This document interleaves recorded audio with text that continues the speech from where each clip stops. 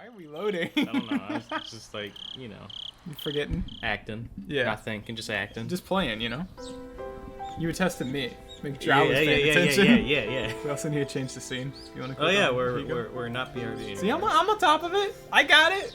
You stream League a couple times and forget to change the scene. You learn. This was the first time I'd ever woke with such clarity. Keiichi's fucking based, by the way. It was 5:59, just moments before my alarm would go off. I was amazed at the precision of my internal clock. Remember yesterday when he was like, I don't have an internal clock? I had made preparations for the next day of school before I went to bed. I changed quickly and descended to the deserted lower floor. It appeared that my mom was still asleep. Neither breakfast nor lunch was ready. Yesterday, I just Unilaterally declared that I would be leaving early today, so it couldn't be helped. I can't read. I slathered jam on some bread and topped it with instant cocoa. Just as I was finishing up breakfast, Mom rose groggily from her slumber. That sounds awful. Pouring like hot chocolate on your bread that has jam on it? Yeah, that's weird. Keiichi... No, maybe he's topping it with like a cup of hot cocoa. No, I think he pours the powder on Instant. there. Keiichi should be killed for that. I hope he dies. Alright, Shaggy. My Keiichi, you're up early. Is there some sort of school event? Not really. Answering bluntly, I picked up my bag and stood after stuffing 2 slices of bread down my throat. You're leaving already? What about lunch? If you don't wait a bit, I can't make it. If I waited for her to make my lunch, then it would end up being the same time as usual.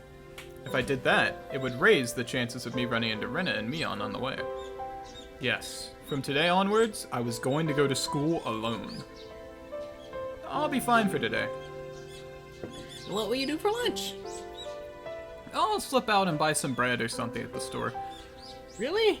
Then here's some lunch money. Be sure to bring me back the receipt. Remind me, when we finish this, I need to check my bank account. Okay.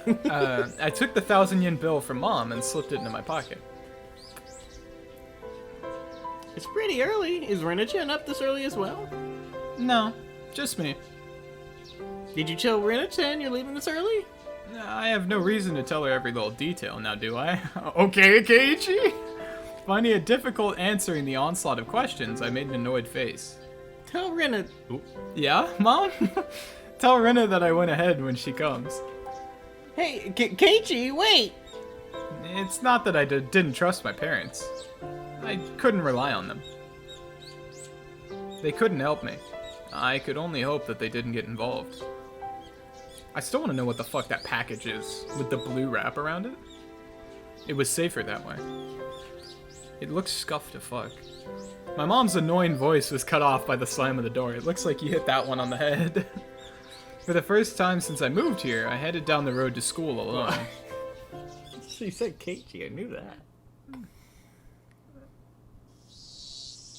Well, no, I'm saying like you got her voice down. You gave her like an annoying bird voice. Oh, okay. Up until now, I had always walked down the same path at the same time each day. So I always met with the same people at the same places. I feel like I should make it But as today it pompous was as different. possible, like yours with his dad.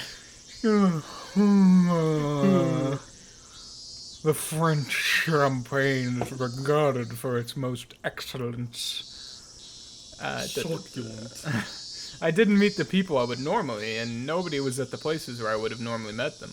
Of course, Rena wasn't in the spot where we usually meet, and there wasn't anyone at the spot where we would have met up with Mion. The length of the tree's shadows, the morning air, and the brightness of the sun, it was a completely different type of morning from what I was used to. Without a doubt, it felt strange. It left me with the impression that I had destroyed the illusion Hinamizawa had set up for me before it had enough time to prepare all of the props needed to deceive me. Probably some old. My, Keiichi-kun. You're still early today. Is everyone meeting early this morning? Mike Wazowski. The person who called out to me was someone we always passed by as they were taking a walk along the edge of the fields. Their name was, I forgot. What's his name? Rikishi? Ryukishi. Ryukishi was just like, fuck you, I'm not writing another name. Someone is gonna take that name and like try and pull it through all 3 of my games and pretend it's important. Of course, this wasn't the spot where we usually passed each other. I woke up early today, so I thought it would be a good change of pace. That's all. I threw out a random excuse. What about Rena and Mion-chan? Are you by yourself today? Well, yeah. I was being asked the same type of questions my mom was asking. So I answered them in the same uninteresting, vague manner. It wasn't funny being asked where Rena was each time I passed someone.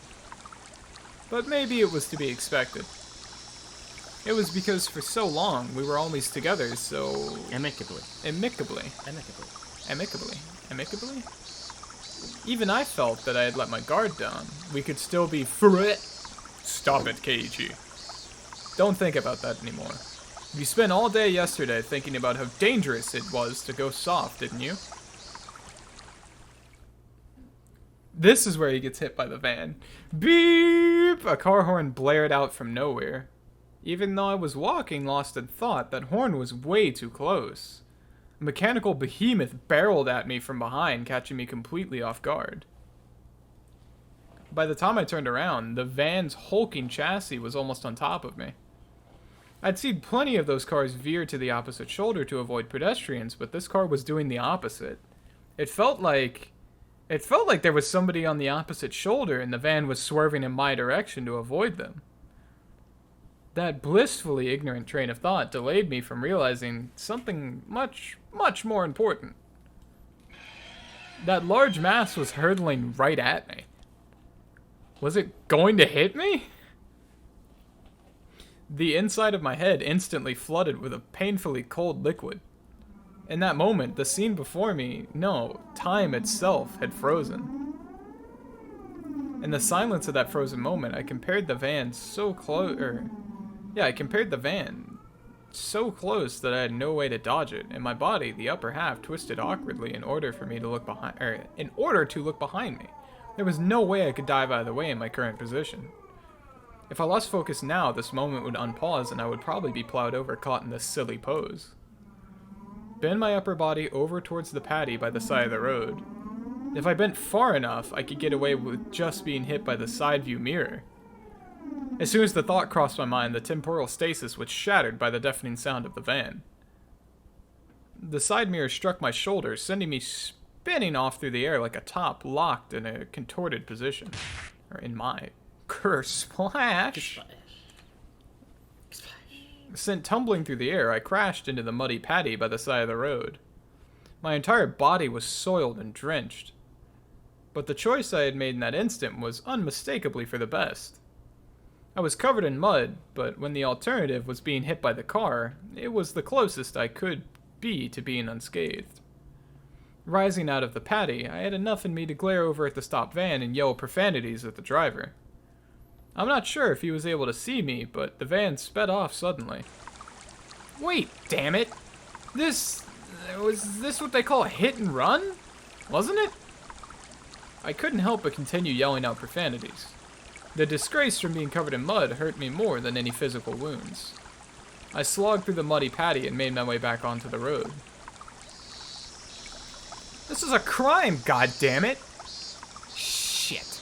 I'll track you down and sue you. If I go looking for a van, I'm sure to find it in this little village. The patch I was on had rice paddies on either side, and it had become so narrow that one car could barely fit through. It wasn't a place you could tear full speed down in a car, let alone pass by pedestrians. Not only was it a narrow road, but the car just now was closer to my side of the road than the other when it went past me. Even as I cursed, I was desperately trying to suppress the dark cloud roiling up within me.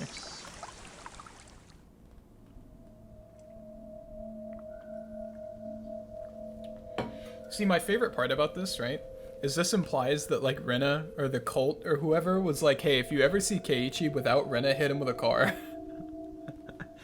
This wasn't just a hit and run. That car just now was trying to run me over, wasn't it? Thinking back, I did feel like there had been a car creeping up on me slowly for a while.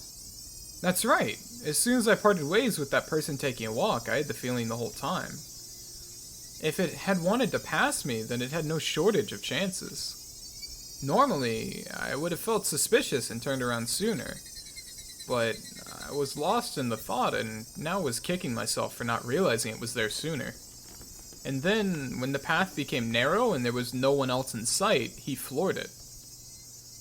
If I had hesitated for even a moment, the result would have been no laughing matter. As the adrenaline rush from nearly being run over subsided and the realization of just how terrifying the preceding events were sunk in, there was no doubt about it. That van was intentionally trying to hit me. A cold, vicious sweat viscous sweat seeped from my scalp and slid down my back before dribbling off. As I struggled to avoid falling into a panic, there was still the possibility that this was really just an accident. Calm down, Keiichi. But also don't be so naive, Keiichi. Being that lax will get you killed next time. You needed to always be on your toes. Don't give them any openings. If my enemy was really out to kill me, then next time they would use a more reliable method. If that time came and I was acting like I was now, I being covered in mud was the price I had paid for my own naivety. Covered in mud, but without injury. Not even a sprain. I guess this is what you would have called the silver lining. I began walking again, this time cautiously. I wouldn't even show a hint of carelessness. I had suspected only Rena and the others up until now. No, it was because I had suspected them that I had believed there were no other enemies. Oishi-san had said so, didn't he? There was the possibility that all the families of the village were involved. Was I really mired so deep in this situation that I had no choice but to try and carry on as usual? Wouldn't it be safest just to hold myself up in my own house? But the moment I abandoned my regular routine, everyone around me would abandon theirs as well. That was just too horrifying of a thought. Now he's thinking it's like a Truman Show. Yeah, like the fucking Truman Show.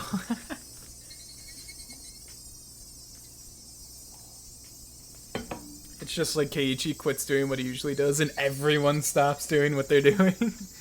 I recalled the tale Oishi-san told me of when Hinamizawa was still called Onikakushi. A frightening tale of an entire village of demons hunting their prey, surrounding them and eating them alive. One must not interfere with the demons. One must pretend not to see it. The enemy were numerous, all the village families. The villagers, with their unwavering faith in the curse, would do nothing to help me. The strong, sudden flash of sunshine made me slightly dizzy. I had no idea what was going on anymore. When I suspected it was the work of a man, I would catch a glimpse of Oyashiro-sama's curse. And when I suspected it was Oyashiro-sama's curse, someone would poke their head out. What was coincidence? What was intentional? Who was my enemy? Who was just a bystander? No. What I really truly wanted to know was, how did I end up with the proverbial bullseye painted on my back? Eventually, an answer in a form I could understand will appear. I don't care when that will happen, because until then, I cannot die. That alone fueled my resolve to fight and will keep me alive. Bro, I'd be less pissed about the van and more pissed about being covered in mud. Like, genuinely? It's one thing you try and, like, hit me with a van, right? And I dodge out of the way and it's no skin off my nose. It's another thing you try and hit me with a van and now I'm covered in shit for the rest of the day. I'm pissed. Yeah. Fuck you. I remembered seeing the metal bat in the gym storage shed, but there was a padlock on the door barring my entry. At the very least, I wanted to get my hands on it before everyone else arrived at school. Break the padlock. I circled the grounds impatiently. Or, like, jump over. Coward.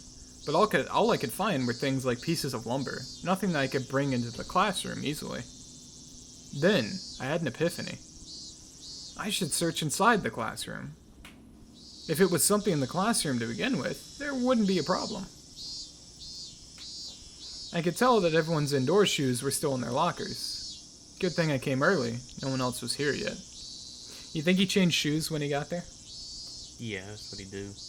I wondered, what could I find in the classroom? I didn't think I could find an especially effective weapon like a bat, but it couldn't be helped at this point. Until the gym storage shed was open, I needed to find a substitute. A lingering hint of naivety whispered that there was no way I'd be attacked at school. But such soft ideas would no longer protect me. To think that they were slowly making their way into parts of my life that I had once thought impenetrable. In the worst case, my own house might not be safe anymore. That was an incredibly frightening thought. But I believe that not considering the worst case scenario would have been even more frightening. Anyways, I will survive. So long as I lived, then I will definitely be able to escape this labyrinth of nonsense. Definitely. Why doesn't he check what's-his-cock's locker? Fucking the kid that got yoinked? Satoshi? Yeah. My exploration of the classroom came to an impasse. That much was to be expected. There was no way that there would be anything that could be a weapon in this classroom. In case of emergency, there was probably nothing I could do but swing my own chair around. My gaze landed on the lockers that had come to be used for personal storage. The locker that Mion used to store her pile of games was among them. There was one for each person in the class, all lined up. Of course, there was one for me as well. Oh yeah, there was supposed to still be a tracksuit in my locker. Seeing me covered in mud would be strange. I should go change later. But first, I needed a weapon. Need a weapon. Weapon before drip, dude, I respect it. If one of my classmates came, it would look... I thought you were gonna put on something nice.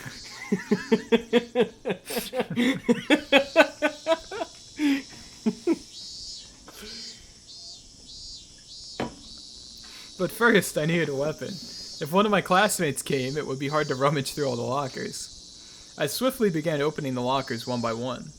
They were mostly just filled with things like gym clothes, personal items, and umbrellas. An umbrella! If I couldn't find anything better, then this would have to be my weapon. I was about to give up on finding anything decent when I opened a locker that held exactly what I wanted. It was, without a doubt, a metal bat. It was well worn and pretty beaten up, but there was no doubt it was usable. And that locker reeked of mold. There also hung a baseball uniform. It was probably the locker of a student in Pee Wee League or something like that. If that was the case, then he'd probably ask for it back. At that time, I could hear the voices of children scuffling their way noisily in from the hallway. Amongst them, I could make out Rika-chan and Sadako. Good morning. Keiichi gets caught red-handed. My, you're quite early this morning, Keiichi-san. I nonchalantly hid the bat I was holding behind my back. Nonchalantly hit a bat behind your back. Nonch never would know. What is with your outfit? You're covered in mud. Yeah, I had a little incident. I'm gonna change now, so cut me some slack. But that's...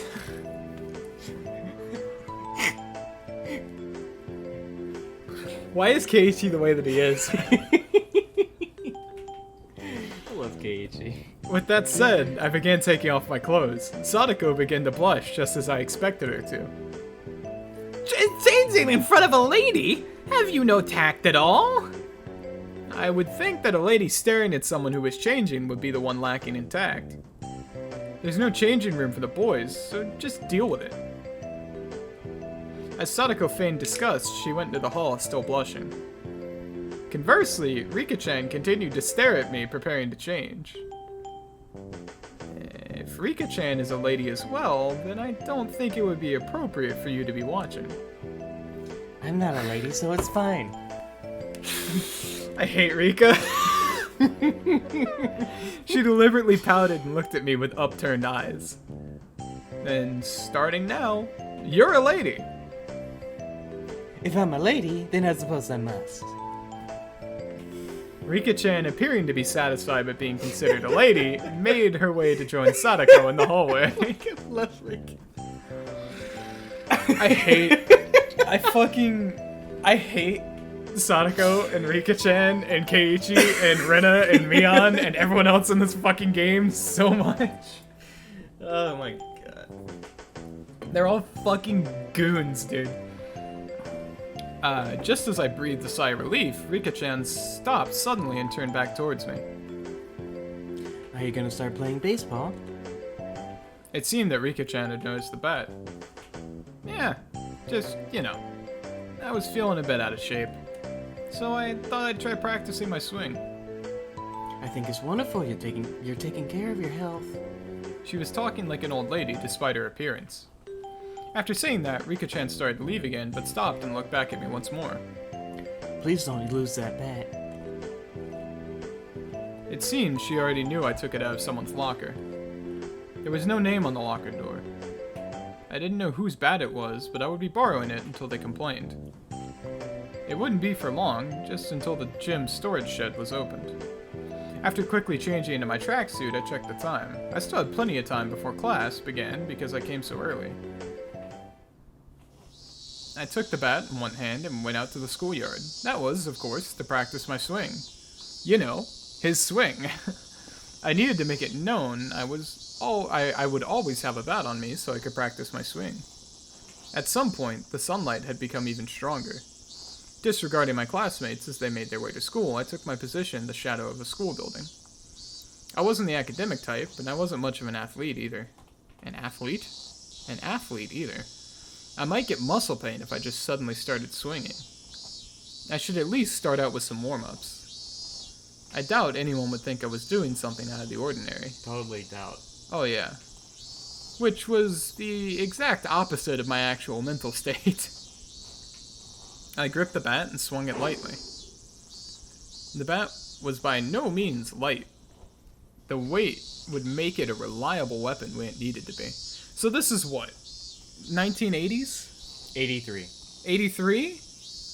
Metal bat's probably like 3 pounds. Yeah? Like 3 to 5. Okay. You're weak. You got noodle arms. Yeah? Bitching about how heavy like a 3-pound bat is? He's like, yeah, I guess, I don't know. Well, nowadays, because I got the aluminum one in the corner. Nowadays, like that one is probably like a pound. It's like a pound or 2 pounds. Because they kind of make them hollow because they can make the material stronger and make the bat lighter. But back then, yeah, it'd probably be like 3 pounds or so. About the same way as it would. Maybe a little bit heavier. A little bit lighter. Yeah, it's like, bro, do a push-up. Of course, I could only pray that the moment I needed to use this as a weapon would never come. Just carrying it around could deter attacks against me. At least, that's what I hoped. Does he remember that Mion has a gun? The gun is never mentioned. Ever. Ever? Ever. What? It was, that's probably... Huh? Kate? Nope. Damn it. Huh? Kei-chan? What are you doing? Mion, what happened to you? Being bombarded with such a hysterical voice, I jumped. Whoa, Keiji-kun, are you on the baseball team? The baseball team? It was Rena and Mion. I was surprised to hear you went off ahead. What are you doing, Kei-chan? Can't you tell by looking?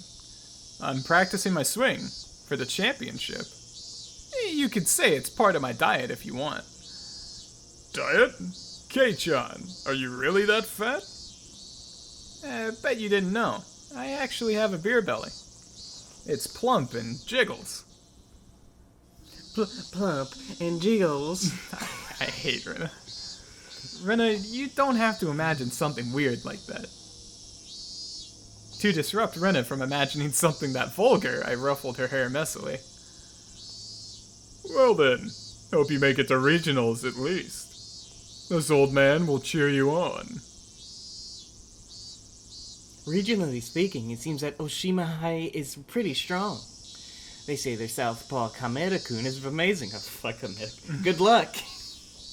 I wonder who that is. He's a named character. Seem they've made me out as some sort of local prodigy, but oh well. Why doesn't he actually join the baseball team at this point? Take up time. I don't know. Yeah, but bro, just join the baseball team at this point. You have the perfect alibi. You could be Are they gonna kill you at baseball practice? That's what I'm saying. Like, not only you can try and like make friends with people at baseball practice because they're not like in a cult, and then you can get better equipment and get like pants and shoes and get in shape and like learn how to run and learn how to dive and learn how to swing and up your react. Like, it's just join the baseball team. Like, come on. It also gets you the fuck out of Hinamizawa. Well, if I really did make it to the championship, it'd be in a cinch. You based it. After all, I'd be the pitcher and the catcher. I'd pitch the ball, then run past that ball I just threw and change over to being the catcher in a burst of super incredible explosive speed. I laughed dryly at the ludicrous image. Coming back to my senses, I smashed the bat against the ground. Why? He's a fucking moron. That's why. Damn it! What am I laughing at? Keiichi's unhinged. He's very much unhinged. Keiichi had like one thing happen to him and then became unhinged. I pounded the ground over and over. With each impact, the reverberation traveling through the bat stung my hands. If they make me smile like that, I'll... Don't allow anyone close to me. Don't trust anyone, no matter how many times I tell myself that. If they made me smile like that, I'll... I already knew quite well that there were demons dwelling in my smiling friends. But I just couldn't believe it. Did that kind of split personality really exist? Like how Rina confessed to the doctor, were they simply being possessed by Oyashiro-sama? In other words, did a supernatural being like Oyashiro-sama really exist? And was it possessing everyone to try and kill me? Yeah, that would be wonderful. If only everyone were actually my friends all along, and everything was just Oyashiro-sama's fault. You damned fool, Keiichi Mayamura. Come on now. I yelled out, drawing out all the power from the pit of my stomach and raised the bat violently into the air. Stop being so soft! As I screamed out with all my might, I beat the metal bat into the ground over and over again. With every impact, my weakness was being beaten down. Smash. Forget. Smash. Don't be soft. Smash. Know your enemy. Smash. Like hell I'd let them kill me. My shoulders heaving up and down from my ragged breathing, I heard the first bell ring just as I calmed down. Calmed down. Calmed. Why would he hit the ground? Because he's frustrated. Yeah, but you could break the bat. You think he's thinking? You think he's using his brain right now? He's Damn well should be. He's all amygdala right now. You know that, fuck. What's his name? The R. Kelly video? No. Where he's like, I'm fighting for my life, man. Yeah. Have you seen that? No. Fuck, I'll have to show it to you later. I gasped with a sudden realization. That was the final bell. As I felt all the tension drain from me, I let out a deep breath. My mind was in a muddled state for much of the entire day. I didn't feel like I was awake, but it didn't feel like I was asleep either. I couldn't say that it felt especially comfortable, but I felt a kind of relief that the sanctity of the school part of my daily life had yet to be violated. How long would I have to keep on living like this? I could only grit my teeth and bear with it as this living hell slowly gnawed away at me. Keiichi-kun, come on. It's club time, club time. The sound of Rena's voice brought me back to my senses. Oh, Mion. Come on, Kei-chan. Stop spacing out. Bring your desk. Your desk. What? Everyone was moving their desks together as usual. That's right. It was happy, fun club time. But I had no intention of taking part. I haphazardly stuffed the contents of my desk into my bag as I prepared to go home. It was a weak-handed gesture to avoid having to actually say, I'll be going home now. What's this, Kei-chan? You planning on going home right away again? Mion sounded quite disappointed. I'm just not in the mood.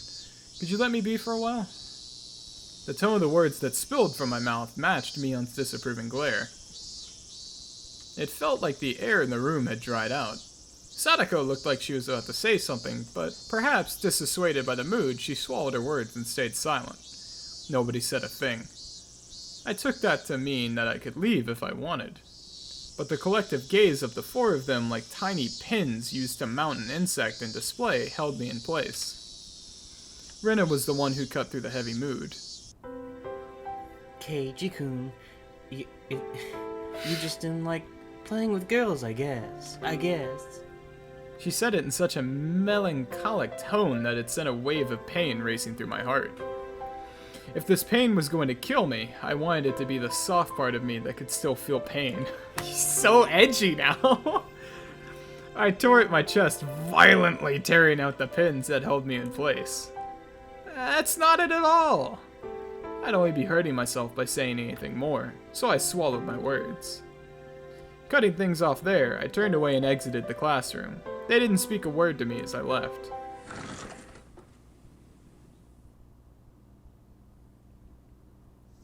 Yeah, this is okay. So he's like kind of big dick playing it, but I feel like he's doing it at the wrong time. You either come out swinging, or you play their game. He did like half and half. It's not a great tech. It was a long, dull trip back home, but I didn't lose focus. I firmly squeezed the grip of the bat, which was already soggy from sweat. Realizing that, I wiped it down with my sleeve. If something were to happen, I wouldn't want it to be slippery. Since this morning, I'd become especially sensitive to the presence of cars. Even while walking, my ears pricked up and sought out threatening sounds and presences that could be closing in. And that was why I could hear it. Without a doubt, they were footsteps. Those footsteps had matched up perfectly with mine for a while now. From what I could sense, it was just one person. But I had no intention of being careless. Did they intend to follow me like that car this morning until we were in a good location to assault me? Then it wasn't a good idea to keep walking like this. I stopped walking and looked back. The wooded path crowded with trees responded with the silence as if there was no one there to begin with. Isn't this where... Okay, I'm gonna keep reading and see if I made this up or not. But I wouldn't be fooled. I was certain footsteps were following me. And just as I stopped, the footsteps stopped as well. So this is the thing I hate about wearing flip-flops.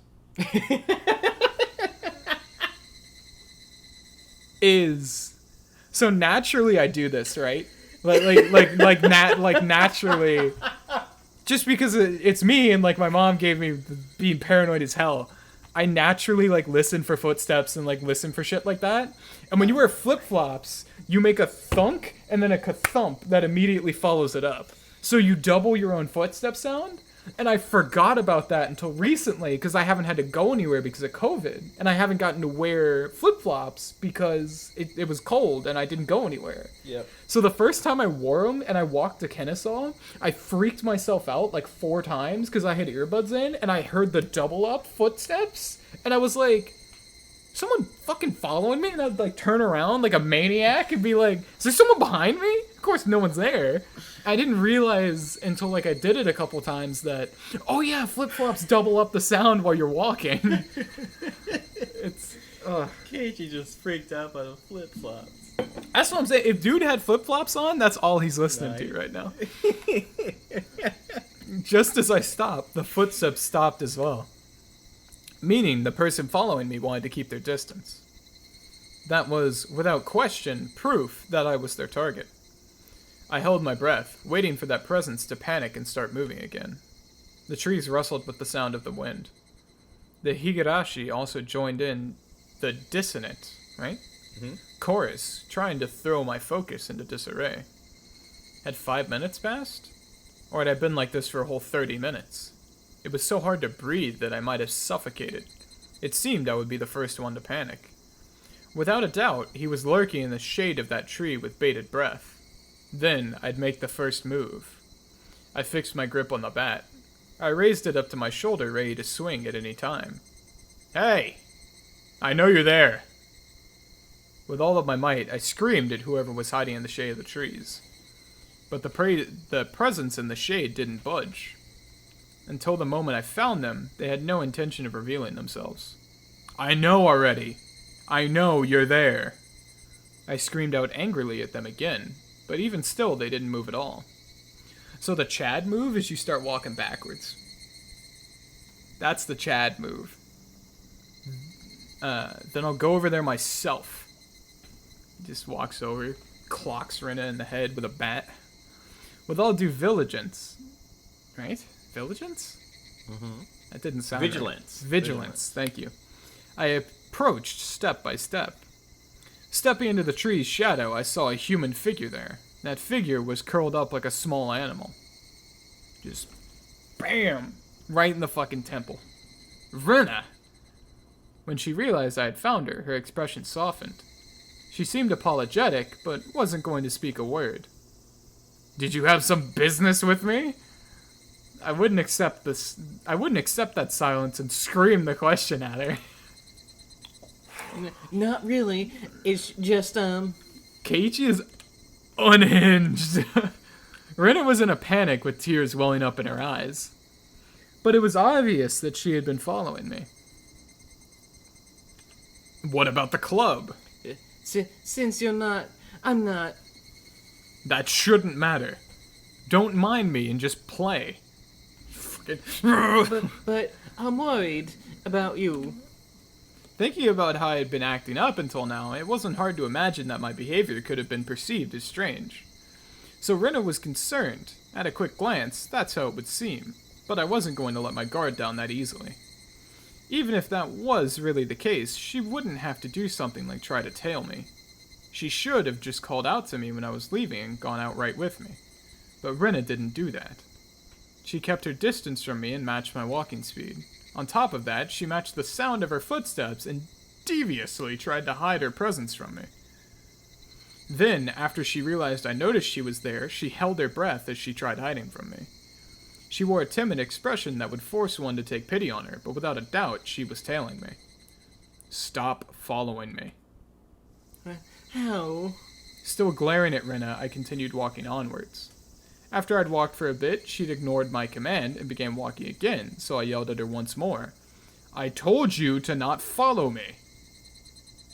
Eek, but my house is the same direction. Fuck your house. Then walk ahead of me. I'll start walking once I can't see you anymore. I moved out of the way and waved my bat violently to urge her forward. I'd like to go home together with you. Making a pitiful expression, she meekly squeaked out the words in a voice that she knew would cut into my heart. So I just want to interject real quick. Even in a real situation where Keiichi is losing his mind and there's nothing happening, and this is like, you know, Rena isn't doing anything suspicious, she's still a maniac in this situation. Yeah. The both of them are. Yeah. In this situation, even pretending that, like, nothing is happening, like Keiichi's just going crazy, every single person in every situation is still a fucking crazy person. Could you imagine if, like, I started doing this shit, right? Mm-hmm. And so your game plan is to follow me at, like, 50 feet of distance through the woods and sync your footsteps to mine and, like, hide. And then when I'm like, hey, stop fucking following me, you're like, well, my shit's in the same direction.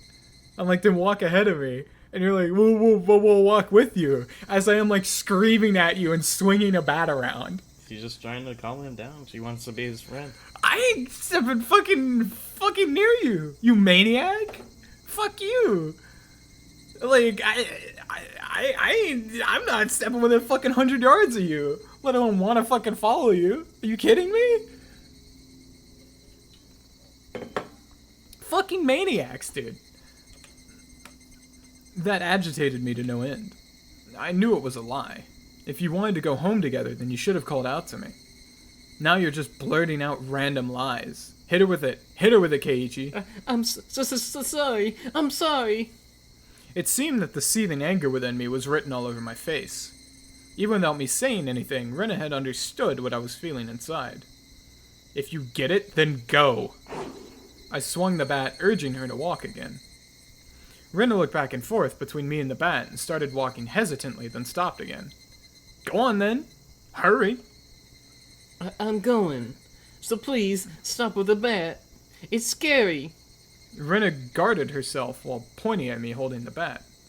She may have realized that I wasn't planning on using the bat for baseball. Do you know in Russia? Shut up. Stop talking. I lowered the bat, but still guardedly opened the way for her. Go. There's no problem now, is there? Ellipses. There was nothing else she could protest. She passed by me timidly so as not to set me off. As I watched her pass by, she stopped completely after having barely moved at all. Hey, don't stop. Then a powerful gust blew past us, barraging my face with dust. And she pulls out her assassin blades and fucking kills him. The dust got into my eyes and clouded my vision. While rubbing my eyes with my left hand, I swung... What are you doing, Keiichi? I swung blindly with the bat in my right, protecting the small opening I had presented. But Rena didn't even try to attack during that opening. Attack me? No, she hadn't budged an inch. I could tell from the sound of her fluttering skirt in the wind. As her skirt settled, so did the silence. At that moment, the voice inside me immediately warned me of impending danger. I was caught by surprise. The smell of the air had changed? Without me realizing it, the air around me suddenly felt like a calamity was about to befall me. It was like the air had suddenly become invisible concrete, like Rena and I were locked in this space. Rena didn't move an inch. Also unable to move, I stared at her back.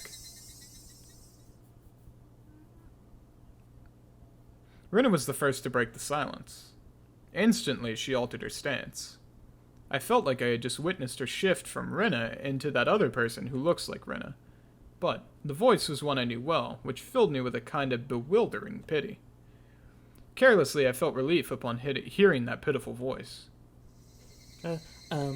Well, excuse me, but, can I ask you something? Too shy to even turn around, Rena squeezed her voice out desperately, as she trembled. What? Well, why do you have the bat? I wonder. The question Rena asked was by no means unexpected. I can carry whatever I want. But, you didn't have one up until today, so why else so suddenly? It's alright if I decide to do something suddenly, isn't it? Is it strange that I have a bat? Because, Keiichi, you're not the kind of person to play baseball. Basketball. It's weird. Basketball with bats would be a better sport. I couldn't tell what kind of answer she was looking for, and I was getting tired of answering her. I just suddenly got the urge to play baseball. Is that so weird? It's weird. She answered instantly, and that annoyed me slightly. I just suddenly wanted to play baseball, and I wanted to practice my swing, so I'm carrying around a bat. What's strange about that? Nothing, Keiichi. Strange. Weird. Definitely. Why is Keiichi-kun also? Your ramblings are annoying me. Chad, Keiichi. Is it that strange for me to have an interest in sports? I tried to sound a bit more threatening to end the conversation. Until my suspicions about Rena were cleared, I had no obligation to answer her questions. I'm sorry. Don't get so angry. Rena still didn't turn around and spat out the words of apology one after the next. Just one last thing. Tell me one last thing. I don't feel like talking anymore. Hurry up and go. I yelled loudly at her, causing her to flinch like she had been struck. Seeing her in such a pathetic state caused my heart to ache sorely, but even though she was afraid, she stubbornly kept herself from moving. Before I was able to threaten her again, Rena asked her final question. Why is the bat the same too? What did she mean by the bat was the same? I had no idea what she was talking about. What are you saying? I mean, why is even the bat the same? I don't understand what you mean at all. Say it clearly. Even still, Rena didn't turn around. After inhaling deeply, she screamed. I mean, why is even the bat the same as Satoshi-kun's? Satoshi being... huh? Upon hearing that name out of the blue, I became dumbfounded for a brief moment. By Satoshi, did she mean the student who transferred out last year? No, that couldn't be. Rena had tried to cover it up by saying he transferred, but Oishi told me clearly that he was missing. He was the student who sat at my seat up until last year. He was believed to have been demoned away by Oyashiro-sama's curse. I didn't know the details about his disappearance. The aunt he lived with was killed the night of the Watanagashi by a drug addict, and not long after that he suddenly vanished and was now missing. That Satoshi and I were what? My gaze fell to the bat in my hands. Could it be... Satoshi Hojo. It was a bit difficult to see, but that's what was written on the white tape at the end of the bat. I see. So this was Satoshi's bat. This was Satoshi's bat. Since nobody was using it, I borrowed it. That's not a problem, is it? That's not it. The way Rena said that made it seem like this bat was something that should never be touched. Like it was some sort of offering at a shrine, or a memento of the deceased. I could only stand there, perplexed and unable to respond. Rena continued speaking without waiting for a reply. Why is it that you're doing the exact same thing Satoshi-kun did when it happened to him? Rena was talking about more than just the bat belonging to Satoshi. It was the same with Satoshi-kun. He joined the baseball team, but he didn't really like baseball. What does that have to do with me? Satoshi-kun also suddenly started walking around with a bat one day. He joined the team, but he wasn't the type to play sports. What about it? I closed my mouth before I could say that out loud. Listen carefully, Keiichi. Rena is trying to tell us something important. Satoshi-kun also, one day came to school all by himself all of a sudden, just like Keiichi-kun. Then one day, he suddenly started practicing his swing, just like Keiichi-kun. Then one day, he suddenly began carrying the bat around with him, just like Keiichi-kun. Then one day he suddenly... Then one day he suddenly what? Rena had swallowed her words. Rena's sudden silence brought a hush back to the surrounding area. It was then that I could finally digest the contents of the entire conversation. She was saying my chain of actions was exactly the same as Satoshi's. What was the meaning of this? Up until now, I'd forgotten all about Satoshi. I had never paid much thought to him in the first place. Not only that, I didn't even know anything of what he'd done. My actions today should have been my own creation, after all the planning I had done. But they had been the exact same as Satoshi's?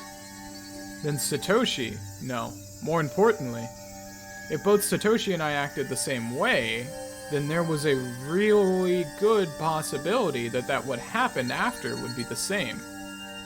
Rena, that day, what happened to Satoshi? Rena knew. She knew what became of Satoshi. No, forget about what happened to a guy in the past. Rena knew what was going to happen to me. Answer me, Rena. Satoshi, what happened to him?